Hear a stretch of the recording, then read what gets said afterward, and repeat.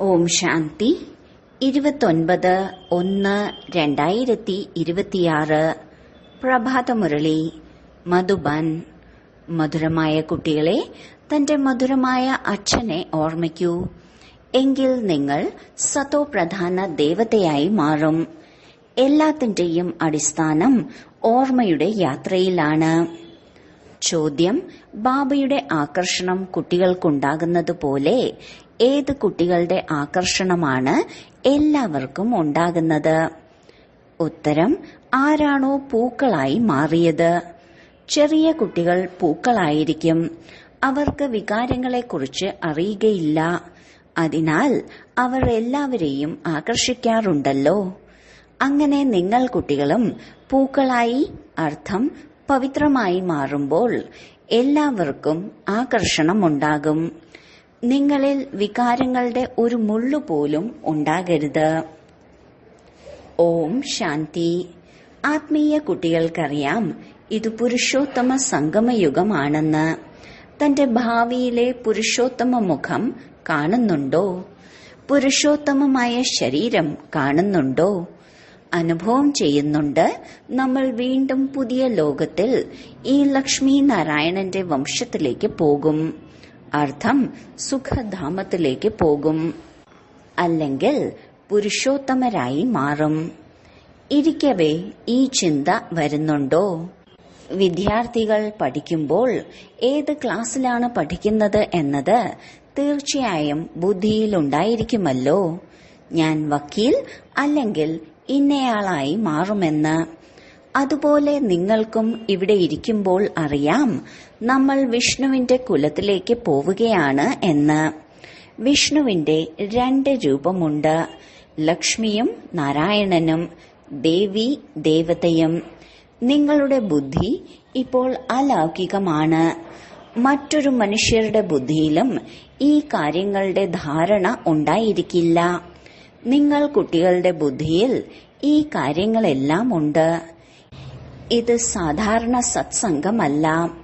ഇവിടെ ഇരിക്കുമ്പോൾ മനസ്സിലാക്കുന്നുണ്ട്, സത്യമായ ബാബ, അതായത് ആരെയാണോ ശിവനെന്ന് പറയുന്നത്, ആ ബാബയുടെ കൂടെ ഇരിക്കുകയാണ് എന്ന്. ശിവബാബ തന്നെയാണ് രചയിതാവ്. ബാബയ്ക്ക് മാത്രമേ രചനയുടെ ആദിമധ്യ അന്ത്യത്തെക്കുറിച്ച് അറിയുകയുള്ളൂ. പിന്നീട് ബാബ തന്നെയാണ് ജ്ഞാനം നൽകുന്നത്, ഭാവിയിലെ കാര്യം കേൾപ്പിക്കുന്നത് പോലെ. ഇവിടെ ഇരിക്കുകയാണെങ്കിൽ ഇത് ഓർമ്മയുണ്ടായിരിക്കും, നമ്മൾ വന്നിരിക്കുന്നത് നവചൈതന്യം ആർജിക്കുന്നതിന് വേണ്ടിയാണ്. അർത്ഥം ഈ ശരീരം മാറ്റി ദേവതാ ശരീരം എടുക്കാനാണ്. ആത്മാവാണ് പറയുന്നത്, നമ്മുടെ ഇത് തമോപ്രധാനവും പഴയ ശരീരവുമാണ്. ഈ ശരീരം മാറ്റി ലക്ഷ്മി നാരായണനെ പോലെ ആയി മാറണം. ലക്ഷ്യം എത്ര ശ്രേഷ്ഠമാണ്! പഠിപ്പിക്കുന്ന ടീച്ചർ തീർച്ചയായും പഠിക്കുന്ന വിദ്യാർത്ഥിയെക്കാളും സമർത്ഥരായിരിക്കുമല്ലോ. പഠിപ്പിക്കുന്നു, നല്ല കർമ്മം പഠിപ്പിക്കുന്നു.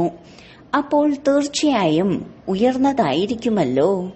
നിങ്ങൾക്കറിയാം, നമ്മളെ ഏറ്റവും ഉയർന്നതിലും ഉയർന്ന ഭഗവാനാണ് പഠിപ്പിക്കുന്നത്. ഭാവിയിൽ നമ്മൾ തന്നെ ദേവതയായി മാറും. നമ്മൾ പഠിക്കുന്നത് ഭാവിയിലെ പുതിയ ലോകത്തിലേക്കാണ്. മറ്റാർക്കും പുതിയ ലോകത്തെക്കുറിച്ച് അറിയുകയില്ല. നിങ്ങളുടെ ബുദ്ധിയിലുണ്ട്, ഈ ലക്ഷ്മി നാരായണൻ പുതിയ ലോകത്തിലെ അധികാരികളായിരുന്നു. അതിനാൽ തീർച്ചയായും ഇത് വീണ്ടും ആവർത്തിക്കുക തന്നെ ചെയ്യും. ബാബ മനസ്സിലാക്കി തരുന്നു, ഞാൻ നിങ്ങളെ പഠിപ്പിച്ച് മനുഷ്യനിൽ നിന്നും ദേവതയാക്കി മാറ്റുന്നു. ദേവതകളും തീർച്ചയായും നമ്പർ വൈസ് ആയിരിക്കും. ദൈവികമായ രാജധാനി ആയിരിക്കുമല്ലോ. മുഴുവൻ ദിവസവും നിങ്ങൾക്ക് ഈ ചിന്ത ഉണ്ടായിരിക്കണം, നമ്മൾ ആത്മാവാണ്. വളരെയധികം പതീതമായ നമ്മുടെ ആത്മാവ് ഇപ്പോൾ പാവനമായി മാറുന്നതിന് വേണ്ടിയാണ് പാവനമായ ബാബയെ ഓർമ്മിക്കുന്നത്. ഓർമ്മയുടെ അർത്ഥവും മനസ്സിലാക്കണം. ആത്മാവാണ് തന്റെ മധുരമായ ബാബയെ ഓർമ്മിക്കുന്നത്. ബാബ സ്വയം പറയുന്നു, കുട്ടികളെ, എന്നെ ഓർമ്മിക്കുന്നതിലൂടെ നിങ്ങൾ സതോപ്രധാന ദേവതകളായി മാറും. സർവ്വതിന്റെയും ആധാരം ഓർമ്മയുടെ യാത്രയിലാണ്. ബാബ തീർച്ചയായും ചോദിക്കുമല്ലോ, കുട്ടികളെ എത്ര സമയം ഓർമ്മിക്കുന്നുണ്ട്? ഓർമ്മിക്കുമ്പോൾ തന്നെയാണ് മായയുടെ യുദ്ധം ഉണ്ടാകുന്നത്. നിങ്ങൾ സ്വയം മനസ്സിലാക്കുന്നുണ്ട്, ഇത് യാത്രയല്ല, എന്നാൽ യുദ്ധമാണ്. ഇതിൽ ഒരുപാട് വിഘ്നമുണ്ടാകുന്നു. ഓർമ്മയുടെ യാത്രയിൽ തന്നെയാണ് മായ വിഘ്നമുണ്ടാക്കുന്നത്. അർത്ഥം ഓർമ്മയെ മറപ്പിക്കുന്നു. പറയാറുമുണ്ട്, ബാബ, ഞങ്ങൾക്ക് ബാബയുടെ ഓർമ്മയിലിരിക്കുമ്പോഴാണ് മായയുടെ കൊടുങ്കാറ്റ് ഒരുപാട് ഉണ്ടാകുന്നത്. നമ്പർ 1 കൊടുങ്കാറ്റാണ് ദേഹാഭിമാനം. പിന്നീടാണ് കാമം, ക്രോധം, ലോഭം, മോഹം. കുട്ടികൾ പറയുന്നുണ്ട്, ബാബ, ഞങ്ങൾ ഒരുപാട് ശ്രമിക്കുന്നുണ്ട്, ഓർമ്മയിലിരിക്കുമ്പോൾ ഒരു വിഘ്നവും വരരുത് എന്ന്. എന്നാലും കൊടുങ്കാറ്റ് വരുന്നു. ഇന്ന് ക്രോധത്തിന്റെയും ലോഭത്തിന്റെയും കൊടുങ്കാറ്റ് വന്നു. ഇന്ന് നമ്മളുടെ അവസ്ഥ നല്ലതായിരുന്നു, ഒരു കൊടുങ്കാറ്റും വന്നില്ല. ഓർമ്മയുടെ യാത്രയിൽ മുഴുവൻ ദിവസവും ഇരിക്കുമ്പോൾ വളരെ സന്തോഷമുണ്ടായിരുന്നു. ബാബയെ ഒരുപാട് ഓർമ്മിച്ചു. ഓർമ്മയിൽ സ്നേഹത്തിന്റെ കണ്ണുനീർ ഒഴുകിക്കൊണ്ടേയിരിക്കുന്നു. ബാബയുടെ ഓർമ്മയിലിരിക്കുന്നതിലൂടെ നിങ്ങൾ മധുരമുള്ളവരായി മാറും. നിങ്ങൾ കുട്ടികൾ ഇതും മനസ്സിലാക്കുന്നുണ്ട്, നമ്മൾ മായയോട് തോറ്റ് എവിടെ എത്തി നിൽക്കുകയാണ് എന്ന്. കുട്ടികൾ കണക്ക് വെക്കാറുണ്ട്, കൽപ്പത്തിൽ എത്ര മാസം, എത്ര ദിവസങ്ങളുണ്ട് എന്ന് ബുദ്ധിയിൽ വരുന്നുണ്ടല്ലോ. അഥവാ ആരെങ്കിലും ലക്ഷക്കണക്കിന് വർഷങ്ങളുണ്ടെന്ന് പറയുകയാണെങ്കിൽ പിന്നീട് ഒരു കണക്കും വെക്കാൻ സാധിക്കില്ല. ബാബ മനസ്സിലാക്കി തരുന്നു, ഈ സൃഷ്ടിചക്രം കറങ്ങിക്കൊണ്ടിരിക്കുന്നു. ഈ മുഴുവൻ ചക്രത്തിലും നമ്മൾ എത്ര ജന്മങ്ങളാണ് എടുക്കുന്നത്? എങ്ങനെയാണ് രാജകുലത്തിലേക്ക് വരുന്നത്? ഇതറിയാമല്ലോ. ഇത് പുതിയ ലോകത്തിലേക്കു വേണ്ടിയുള്ള വളരെ പുതിയ കാര്യവും പുതിയ ജ്ഞാനവുമാണ്. പുതിയ ലോകമെന്ന് സ്വർഗത്തെയാണ് പറയുന്നത്. നിങ്ങൾ പറയും, നമ്മളിപ്പോൾ മനുഷ്യരാണ്, ദേവതയായി മാറുകയാണ്. ദേവത എന്ന പദവിയാണ് ഉയർന്നത്. നമ്മൾ തികച്ചും വേറിട്ട ജ്ഞാനമാണ് എടുക്കുന്നത്. നമ്മളെ പഠിപ്പിക്കുന്നത് തികച്ചും വേറിട്ടതും വിചിത്രവുമായ ബാബയാണ്. ബാബയ്ക്ക് സാകാരത്തിലുള്ള ചിത്രമില്ല. ബാബ നിരാകാരൻ തന്നെയാണ്. അതിനാൽ ഡ്രാമയിൽ നോക്കൂ, എത്ര നല്ല പാർട്ടാണ് ഉള്ളത്. ബാബ എങ്ങനെ പഠിപ്പിക്കും? അതിനാൽ സ്വയം പറയുന്നു, ഞാൻ ഈ ശരീരത്തിലാണ് വരുന്നത്. ഏത് ശരീരത്തിലാണ് വരുന്നതെന്നും ബാബ പറയുന്നു. മനുഷ്യർ സംശയിക്കുന്നു, ഒരു ശരീരത്തിൽ മാത്രമേ വരികയുള്ളൂ. എന്നാൽ ഇത് ഡ്രാമയല്ലേ, ഇതിൽ മാറ്റമുണ്ടാകില്ല. എങ്ങനെയാണ് നമ്മളെ ശിവബാബ പഠിപ്പിക്കുന്നത്? ഈ കാര്യങ്ങൾ നിങ്ങൾ മാത്രമാണ് കേൾക്കുന്നതും ധാരണ ചെയ്ത് കേൾപ്പിക്കുന്നതും. നമ്മൾ പിന്നീട് മറ്റാത്മാക്കളെയും പഠിപ്പിക്കുന്നു. പഠിക്കുന്നത് ആത്മാവാണ്. ആത്മാവ് തന്നെയാണ് പഠിക്കുന്നതും പഠിപ്പിക്കുന്നതും. ആത്മാവ് വളരെ വിലപ്പെട്ടതാണ്. ആത്മാവ് അവിനാശിയും അമരനുമാണ്. ശരീരം മാത്രമാണ് ഇല്ലാതാകുന്നത്.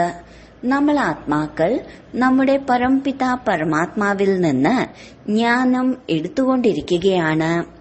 രചനയുടെയും രചയിതാവിന്റെയും ആദിമധ്യ അന്ത്യത്തിന്റെയും 84 ജന്മങ്ങളുടെയും ജ്ഞാനം എടുക്കുകയാണ്. ജ്ഞാനം ആരാണ് എടുക്കുന്നത്? ആത്മാവ്. ആത്മാവ് അവിനാശിയാണ്. മോഹം വെക്കേണ്ടതും അവിനാശിയായ വസ്തുവിനോടാണ്, അല്ലാതെ നശിക്കുന്ന വസ്തുവിനോടല്ല. ഇത്രയും സമയം നിങ്ങൾ നശിക്കുന്ന ശരീരത്തിൽ മോഹം വെച്ചു. ഇപ്പോൾ മനസ്സിലാക്കുന്നുണ്ട്, നമ്മൾ ആത്മാവാണ്, ശരീരബോധം ഉപേക്ഷിക്കണം. ചില കുട്ടികൾ ബാബയ്ക്ക് എഴുതുന്നുണ്ട്, ഞാൻ ആത്മാവ് ഈ കർമ്മം ചെയ്തു, ഞാൻ ആത്മാവ് ഇന്ന് ഈ പ്രഭാഷണം നടത്തി, ഞാൻ ആത്മാവ് ഇന്ന് വളരെയധികം ബാബയെ ഓർമ്മിച്ചു എന്ന്. ബാബ ഉയർന്ന ആത്മാവാണ്, നോളജ്ഫുള്ളാണ്. നിങ്ങൾ കുട്ടികൾക്ക് എത്ര ജ്ഞാനമാണ് നൽകുന്നത്? മൂലവതനത്തെയും സൂക്ഷ്മവതനത്തെയും നിങ്ങൾ കുട്ടികൾക്കറിയാം. മനുഷ്യരുടെ ബുദ്ധിയിൽ ഒന്നും തന്നെയില്ല. രചയിതാവ് ആരാണ് നിങ്ങളുടെ ബുദ്ധിയിലുണ്ടോ? ഈ മനുഷ്യ സൃഷ്ടിയുടെ രചയിതാവെന്നാണ് ബാബയെ പറയുന്നത്. അതിനാൽ തീർച്ചയായും കർത്തവ്യം ചെയ്യാൻ വരുന്നു. ആത്മാവിനെയും പരമാത്മാവാകുന്ന ബാബയെയും ഓർമ്മയുള്ള ഒരു മനുഷ്യരും ഉണ്ടാവില്ല. എന്നാൽ നിങ്ങൾക്കറിയാം, ബാബ തന്നെയാണ് ജ്ഞാനം നൽകുന്നത്. സ്വയത്തെ ആത്മാവെന്ന് മനസ്സിലാക്കൂ. നിങ്ങൾ സ്വയത്തെ ശരീരമാണെന്ന് മനസ്സിലാക്കി തള്ളക്കീഴായി തൂങ്ങിക്കിടക്കുകയാണ്. ആത്മാവ് സത്യവും ചൈതന്യവും ആനന്ദ സ്വരൂപവുമാണ്. ആത്മാവിനാണ് ഏറ്റവും കൂടുതൽ മഹിമയുള്ളത്. ഒരു ബാബയാകുന്ന ആത്മാവിന് തന്നെ എത്ര മഹിമയാണുള്ളത്. ബാബ തന്നെയാണ് ദുഃഖം ഹരിച്ച് സുഖം നൽകുന്നത്. കൊതുകുകളുടെ ഒന്നും മഹിമ പാടാറില്ല. അവർ ദുഃഖം ഹരിച്ച് സുഖം നൽകുന്നവരാണെന്നും ജ്ഞാനത്തിന്റെ സാഗരനാണെന്നും ഇല്ല. ഇത് ബാബയുടെ മഹിമയാണ്. നിങ്ങൾ കുട്ടികളാണ് പകുതി കൽപ്പത്തിലേക്ക് വേണ്ടി ഓരോരുത്തരുടെയും ദുഃഖം ഹരിച്ച് സുഖം നൽകുന്നത്. എന്തുകൊണ്ടെന്നാൽ നിങ്ങൾ ബാബയുടെ കുട്ടികളല്ലേ. ഈ ജ്ഞാനം മറ്റാരിലുമില്ല. നോളജ്ഫുൾ ഒരു ബാബ മാത്രമാണ്. നമ്മളിൽ ഒരു ജ്ഞാനവുമില്ല. ഒരച്ഛനെ തന്നെ അറിയില്ല എങ്കിൽ പിന്നെ ബാക്കി എന്ത് ജ്ഞാനമാണ് ഉണ്ടാവുക? ഇപ്പോൾ നിങ്ങൾ അനുഭവിക്കുന്നുണ്ട്, നമ്മൾ ആദ്യം നോളജ് എടുത്തിരുന്നു, പക്ഷെ ഒന്നും അറിയില്ലായിരുന്നു. ചെറിയ കുട്ടികളിൽ ജ്ഞാനമുണ്ടാവില്ല. മാത്രമല്ല ഒരു അവഗുണങ്ങളും ഉണ്ടാവില്ല. അതുകൊണ്ടാണ് അവരെ മഹാത്മാവെന്ന് പറയുന്നത്. കാരണം പവിത്രമാണ്. എത്രത്തോളം ചെറിയ കുട്ടിയാണോ അത്രയും നമ്പർ 1 പുഷ്പമാണ്. തീർത്തും കർമാതീത അവസ്ഥയാണ്. കർമ്മത്തെയോ വികർമ്മത്തെയോ ഒന്നും അറിയുന്നില്ല. സ്വയത്തെ മാത്രമേ അറിയുകയുള്ളൂ. അവർ പുഷ്പമായതുകൊണ്ട് എല്ലാവരെയും ആകർഷിക്കുന്നു. ഇപ്പോൾ നിങ്ങളെ ബാബ ആകർഷിക്കുന്നത് പോലെ ബാബ വന്നിരിക്കുന്നത് തന്നെ എല്ലാവരെയും പൂവാക്കി മാറ്റാനാണ്. നിങ്ങളിൽ ചിലരിൽ വളരെ മോശമായ മുള്ളുകളുമുണ്ട്. 5 വികാരങ്ങൾ മുള്ളുകളല്ലേ? ഈ സമയം നിങ്ങൾക്ക് പൂക്കളുടെയും മുള്ളുകളുടെയും ജ്ഞാനമുണ്ട്. മുള്ളുകളുടെ കാടുമുണ്ട്. ചില വൃക്ഷത്തിന്റെ മുള്ള് വളരെ വലുതായിരിക്കും. ആ മുള്ളുകൾ കൊണ്ടും ഒരുപാട് വസ്തുക്കൾ ഉണ്ടാക്കുന്നുണ്ട്. മനുഷ്യരുമായി മുള്ളിനെ താരതമ്യപ്പെടുത്താറുണ്ട്. ബാബ മനസ്സിലാക്കി തരുന്നു, ഈ സമയം വളരെ ദുഃഖം നൽകുന്ന മുള്ളുകളാണ് മനുഷ്യർ. അതുകൊണ്ടാണ് ഇതിനെ ദുഃഖത്തിന്റെ ലോകമെന്ന് പറയുന്നത്. പറയുന്നുമുണ്ട് ബാബ സുഖദാതാവാണെന്ന്. മായയാകുന്ന രാവണൻ ദുഃഖത്തിന്റെ ദാതാവാണ്. സത്യയുഗത്തിൽ മായയാകുന്ന രാവണനില്ലെങ്കിൽ പിന്നെ ഈ ദുഃഖത്തിന്റെ കാര്യങ്ങളൊന്നും ഉണ്ടാവില്ല. ഡ്രാമയിൽ ഒരു പാർട്ട് 2 തവണ ഉണ്ടാവില്ല. മുഴുവൻ ലോകത്തിലും ഏതെല്ലാം പാർട്ടാണോ അഭിനയിച്ചു വരുന്നത് അതെല്ലാം പുതിയതാണ് എന്ന് ബുദ്ധിയിലുണ്ട്. നിങ്ങൾ ചിന്തിച്ചു നോക്കൂ, സത്യുഗം മുതൽ ഈ കലിയുഗം വരെ ദിവസങ്ങൾ മാറുന്നു. കർമ്മങ്ങളിൽ മാറ്റമുണ്ടാകുന്നു. 5000 വർഷത്തിന്റെ മുഴുവൻ കർമ്മങ്ങളുടെ കണക്കും ആത്മാവിലുണ്ട്. അതിനെ മാറ്റാൻ സാധിക്കില്ല. ഓരോ ആത്മാവിലും അവനവന്റെ പാർട്ട് അടങ്ങിയിട്ടുണ്ട്. ഈ ഒരു കാര്യം പോലും ആർക്കും മനസ്സിലാക്കാൻ സാധിക്കുന്നില്ല. ഇപ്പോൾ ആദി മധ്യ അന്ത്യം നിങ്ങൾ മനസ്സിലാക്കുന്നു. ഇത് സ്കൂളാണല്ലോ. സൃഷ്ടിയുടെ ആദി മധ്യ അന്ത്യത്തെക്കുറിച്ചറിയാനും ബാബയെ ഓർമ്മിച്ച് പവിത്രമായി മാറാനുമുള്ള പഠിപ്പാണ് ഇത്. ഇതിനു മുൻപ് അറിയുമായിരുന്നോ നമുക്ക് ഇതായി മാറണമെന്ന്? ബാബ എത്ര വ്യക്തമായാണ് മനസ്സിലാക്കി തരുന്നത്. നിങ്ങൾ ആദ്യ നമ്പറിൽ ദേവതയായിരുന്നു. പിന്നീട് താഴേക്കിറങ്ങി ഇപ്പോൾ എന്തായി മാറിയിരിക്കുന്നു? ലോകത്തെ നോക്കൂ, എന്തായി മാറിയിരിക്കുകയാണ്. എത്രയധികം മനുഷ്യരാണ്. ഈ ലക്ഷ്മി നാരായണന്റെ രാജധാനിയെക്കുറിച്ച് ചിന്തിക്കൂ. എന്തായിരിക്കും? ഇവർ വസിക്കുന്ന സ്ഥലത്ത് എത്ര വജ്രങ്ങളുടെയും വൈഡൂര്യങ്ങളുടെയും കൊട്ടാരങ്ങളായിരിക്കും. ബുദ്ധിയിൽ വരുന്നുണ്ട്, ഇപ്പോൾ നമ്മൾ സ്വർഗവാസിയായി മാറുകയാണ്. അവിടെ നമ്മൾ നമ്മുടെ കെട്ടിടങ്ങളെല്ലാം ഉണ്ടാക്കും. ശാസ്ത്രങ്ങളിൽ കാണിച്ചിരിക്കുന്നത് പോലെ താഴെ നിന്ന് ദ്വാരക ഉയർന്നു വരുമെന്നല്ല. ശാസ്ത്രം എന്ന പേര് തന്നെയാണ് ഉപയോഗിക്കുന്നത്. മറ്റൊരു പേരും വെക്കാൻ സാധിക്കില്ല. പഠിക്കാനുള്ള മറ്റു പുസ്തകങ്ങളുമുണ്ട്. പിന്നീടുള്ളത് നോവലുകളാണ്. ബാക്കിയുള്ളതിനെ പുസ്തകം അല്ലെങ്കിൽ ശാസ്ത്രം എന്നാണ് പറയുന്നത്. അതാണ് പഠിക്കാനുള്ള പുസ്തകം. ശാസ്ത്രങ്ങൾ വായിക്കുന്നവരെ ഭക്തരെന്നാണ് പറയുന്നത്. ഭക്തിയും ജ്ഞാനവും രണ്ട് വസ്തുക്കളാണ്. ഇപ്പോൾ വൈരാഗ്യം എന്തിനോടാണ്? ഭക്തിയോടാണോ ജ്ഞാനത്തിനോടാണോ? ഇപ്പോൾ നമുക്ക് ജ്ഞാനം ലഭിച്ചുകൊണ്ടിരിക്കുകയാണ്. ഈ ജ്ഞാനത്തിലൂടെ നിങ്ങൾ ഇത്രയും ഉയർന്നതായി മാറുന്നു. ഇപ്പോൾ ബാബ നിങ്ങളെ സുഖദായിയാക്കി മാറ്റുന്നു. സുഖധാമത്തെ തന്നെയാണ് സ്വർഗമെന്ന് പറയുന്നത്. നിങ്ങളാണ് സുഖധാമത്തിലേക്ക് പോകുന്നത്. അതുകൊണ്ട് നിങ്ങളെ തന്നെയാണ് പഠിപ്പിക്കുന്നത്. ഈ ജ്ഞാനവും നിങ്ങൾ ആത്മാക്കളാണ് എടുക്കുന്നത്. ആത്മാവിന് ഒരു ധർമ്മവുമില്ല. ആത്മാവ് ആത്മാവ് തന്നെയാണ്. പിന്നീട് ആത്മാവ് ശരീരത്തിലേക്ക് വരുമ്പോൾ ശരീരത്തിന്റെ ധർമ്മം വേറെയാകുന്നു. ആത്മാവിന്റെ ധർമ്മം എന്താണ്?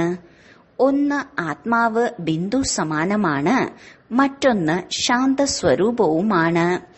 ശാന്തിധാമത്തിൽ അഥവാ മുക്തിധാമത്തിലാണ് വസിക്കുന്നത്. ഇപ്പോൾ ബാബ മനസ്സിലാക്കി തരുന്നു, എല്ലാം കുട്ടികളുടെ അവകാശമാണ്. ഒരുപാട് കുട്ടികൾ മറ്റ് ധർമ്മങ്ങളിലേക്കെല്ലാം മാറിയിട്ടുണ്ട്. പിന്നീട് അവർ അതിൽ നിന്ന് തന്റെ യഥാർത്ഥ ധർമ്മത്തിലേക്ക് വരും. ആരെല്ലാമാണോ ദേവീ ദേവതാ ധർമ്മം വിട്ട് മറ്റ് ധർമ്മങ്ങളിലേക്കെല്ലാം പോയിട്ടുള്ളത്, ആ ഇലകളെല്ലാം അവനവന്റെ സ്ഥാനത്തേക്ക് തിരിച്ചുവരും. ഈ കാര്യങ്ങളെയൊന്നും മറ്റാർക്കും മനസ്സിലാക്കാൻ സാധിക്കില്ല. ആദ്യമാദ്യം ബാബയുടെ പരിചയം കൊടുക്കണം. ഇതിൽ തന്നെയാണ് എല്ലാവർക്കും ആശയക്കുഴപ്പമുള്ളത്. നിങ്ങൾ കുട്ടികൾക്കറിയാം നമ്മളെ ആരാണ് പഠിപ്പിക്കുന്നതെന്ന്. ബാബയാണ് പഠിപ്പിക്കുന്നത്. ഈ ബ്രഹ്മാവിനെ ദാദ എന്നാണ് വിളിക്കുന്നത്. എല്ലാവരും സഹോദരന്മാരാണല്ലോ. പിന്നീടെല്ലാം പദവിയുടെ ആധാരത്തിലാണ്. ഇത് സഹോദരന്റെ ശരീരമാണ്, ഇത് സഹോദരിയുടെ ശരീരമാണ്. ഇതെല്ലാം ഇപ്പോഴാണ് നിങ്ങൾക്കറിയാവുന്നത്. ആത്മാവ് ഒരു ചെറിയ നക്ഷത്രമാണ്. ഇത്രയും ജ്ഞാനം ഒരു ചെറിയ നക്ഷത്രത്തിലാണ് ഉള്ളത്. നക്ഷത്രത്തിന് ശരീരമില്ലാതെ സംസാരിക്കാൻ പോലും സാധിക്കില്ല. നക്ഷത്രത്തിന് പാർട്ട് അഭിനയിക്കുന്നതിന് വേണ്ടി അവയവങ്ങളും വേണം. നക്ഷത്രത്തിന്റെ ലോകം തന്നെ വേറെയാണ്. പിന്നീട് ഇവിടെ വന്നിട്ടാണ് ആത്മാവ് ശരീരമെടുക്കുന്നത്. പരലോകം ആത്മാക്കളുടെ വീടാണ്. ആത്മാവ് ചെറിയ ബിന്ദുവാണ്, ശരീരം വലുതാണ്. അതുകൊണ്ട് ശരീരത്തെ എത്രയാണ് ഓർമ്മിക്കുന്നത്? ഇപ്പോൾ നിങ്ങൾ ഓർമ്മിക്കേണ്ടത് ഒരു പരംപിത പരമാത്മാവിനെയാണ്. ആത്മാക്കളുടെയും പരമാത്മാവിന്റെയും മിലനമാണ് ഉണ്ടാകുന്നത്. പരമാത്മാവ് തന്നെയാണ് സത്യം. ആത്മാക്കളും പരമാത്മാവും ഒരുപാട് കാലം വേറിട്ടിരുന്നു എന്ന മഹിമയും പാടാറുണ്ട്. നമ്മൾ ബാബയിൽ നിന്ന് വേറിട്ടിരുന്നില്ലേ? എത്ര സമയം വേറിട്ടിരുന്നു എന്ന് ഓർമ്മ വരുന്നുണ്ടോ? കൽപ്പകൽപ്പം ബാബ എന്താണോ കേൾപ്പിച്ചത് അത് തന്നെയാണ് വന്ന് കേൾപ്പിക്കുന്നത്. ഇതിൽ അല്പം പോലും വ്യത്യാസമുണ്ടാകാൻ സാധിക്കില്ല. ഓരോ സെക്കൻഡിലും നടക്കുന്ന അഭിനയമെല്ലാം പുതിയതാണ്. ഒരു സെക്കൻഡ്, ഒരു മിനിറ്റ് കടന്നു പോകുന്നു. അപ്പോൾ പറയും, ഇത്ര വർഷം, ദിവസം, മിനിറ്റ്, സെക്കൻഡ് കടന്നാണ് വന്നിരിക്കുന്നതെന്ന്. 5000 വർഷം പൂർണമാകുമ്പോൾ പിന്നീട് ആദ്യം മുതൽ ആരംഭിക്കും. കൃത്യമായ കണക്കാണല്ലോ. മിനിറ്റും സെക്കൻഡുമെല്ലാം കുറിച്ചു വെക്കുന്നു. ഇപ്പോൾ നിങ്ങളോട് ചോദിക്കുകയാണ്, ഇവരെപ്പോഴാണ് ജന്മമെടുത്തത്? നിങ്ങൾ എണ്ണി പറഞ്ഞു കൊടുക്കുന്നു. കൃഷ്ണൻ ആദ്യ നമ്പറിൽ ജന്മമെടുത്തിരുന്നു. എന്നാൽ ശിവ അവതരണത്തിന്റെ മിനിറ്റും സെക്കൻഡിനെയും ഒന്നും കണക്കിലെടുക്കാൻ സാധിക്കില്ല. കൃഷ്ണന്റെ തീയതിയും മാസവുമെല്ലാം പൂർണമായും എഴുതിവെച്ചിട്ടുണ്ട്. മനുഷ്യരുടെ ക്ലോക്കിൽ മിനിറ്റിന്റെയോ സെക്കൻഡിന്റെയോ വ്യത്യാസമുണ്ടാകാം. ശിവബാബയുടെ അവതരണത്തിൽ അല്പം പോലും വ്യത്യാസമുണ്ടാകില്ല. എപ്പോൾ വന്നു എന്നറിയാൻ സാധിക്കില്ല. സാക്ഷാത്കാരമുണ്ടായപ്പോഴാണ് വന്നത് അങ്ങനെയുമല്ല. ഒരു ഏകദേശം പറയുന്നു. ഇന്ന സമയത്ത് പ്രവേശിച്ചു എന്നല്ല. സാക്ഷാത്കാരമുണ്ടായി, നമ്മൾ ഇന്നതായി മാറും. ശരി, വളരെ കാലത്തെ വേർപാടിന് ശേഷം തിരികെ കിട്ടിയ മധുരമധുരമായ സന്താനങ്ങൾക്ക് മാതാവും പിതാവുമായ ബാബ്ദാദയുടെ സ്നേഹസ്മരണകളും പുലർക്കാല വന്ദനവും. ആത്മീയ പിതാവിന്റെ ആത്മീയ കുട്ടികൾക്ക് നമസ്കാരം. ധാരണയ്ക്കുള്ള മുഖ്യസാരം: 1. സുഖധാമത്തിലേക്ക് പോകുന്നതിനു വേണ്ടി സുഖദായിയായി മാറണം. എല്ലാവരുടെയും ദുഃഖം ഹരിച്ച് സുഖം കൊടുക്കണം. ഒരിക്കലും ദുഃഖം നൽകുന്ന മുള്ളായി മാറരുത്. 2. ഈ വിനാശി ശരീരത്തിൽ ആത്മാവിന് തന്നെയാണ് വളരെയധികം മൂല്യമുള്ളത്. ആത്മാവ് തന്നെയാണ് അമരനും അവിനാശിയും. അതിനാൽ അവിനാശിയായ വസ്തുവിനോട് സ്നേഹമുണ്ടാകണം. ദേഹബോധം ഇല്ലാതാക്കണം. വരദാനം: നിങ്ങളുടെ അനാദി ആദി സ്വരൂപത്തിന്റെ സ്മൃതിയിലൂടെ ബന്ധനങ്ങളിൽ നിന്ന് മുക്തരാകുകയും മറ്റുള്ളവരെ ആക്കുകയും ചെയ്യുന്ന മർജീവയായി ഭവിക്കട്ടെ. ബാബ ലോൺ എടുക്കുന്നുണ്ട്, ബന്ധനത്തിൽ വരുന്നില്ല. അതുപോലെ മർജീവ ജന്മമെടുത്ത കുട്ടികളായ നിങ്ങൾ ശരീരത്തിന്റെ സംസ്കാരങ്ങളുടെയും സ്വഭാവങ്ങളുടെയും ബന്ധനങ്ങളിൽ നിന്ന് മുക്തരാകൂ. എപ്പോൾ എവിടെ എങ്ങനെ ആഗ്രഹിക്കുന്നുവോ അതുപോലെ സംസ്കാരമുണ്ടാക്കാൻ കഴിയും. ബാബ ബന്ധനങ്ങളിൽ നിന്ന് മുക്തമായിരിക്കുന്നത് പോലെ ബന്ധങ്ങളില്ലാത്തവരാകൂ. മൂലവതനത്തിന്റെ അവസ്ഥയിൽ സ്ഥിതി ചെയ്യുന്നതിന് ശേഷം പിന്നീട് താഴേക്ക് വരിക. തന്റെ അനാദി ആദി സ്വരൂപത്തിന്റെ സ്മൃതിയിലിരിക്കൂ. അവതരിച്ച ആത്മാവാണെന്ന് മനസ്സിലാക്കി കർമ്മം ചെയ്താൽ മറ്റുള്ളവർ നിങ്ങളെ പിന്തുടരും. സ്ലോഗൻ: ഓർമ്മയുടെ വൃത്തിയിലൂടെ വായുമണ്ഡലം ശക്തമാക്കണം. ഇതാണ് മനസ്സാ സേവനം. അവ്യക്ത സൂചന: ഈ അവ്യക്ത മാസത്തിൽ ബന്ധനമുക്തമായിരുന്ന് ജീവൻ മുക്ത സ്ഥിതിയുടെ അനുഭവം ചെയ്യൂ. ഏതെങ്കിലും പ്രകാരത്തിലുള്ള ആസക്തി ഉള്ളിടത്തോളം അത് സങ്കല്പത്തിന്റെ രൂപത്തിലായാലും ബന്ധത്തിന്റെ രൂപത്തിലായാലും സമ്പർക്കത്തിലായാലും തന്റെ ഏതെങ്കിലും വിശേഷതയിലേക്കായാലും ഏത് ആസക്തിയും നിങ്ങളെ ബന്ധനത്തിലാക്കും. ആ ആസക്തി നിങ്ങളെ അശരീരിയാകാൻ അനുവദിക്കില്ല. അതിന് നിങ്ങളെ വിശ്വമംഗളകാരിയാക്കാനും കഴിയില്ല. അതിനാൽ ആദ്യം സ്വയം ആസക്തിയിൽ നിന്ന് മുക്തരാകുക. അപ്പോൾ ലോകത്തിന് മുക്തിയുടെയും ജീവൻ മുക്തിയുടെയും സമ്പത്ത് നൽകാൻ കഴിയും. ഓം ശാന്തി.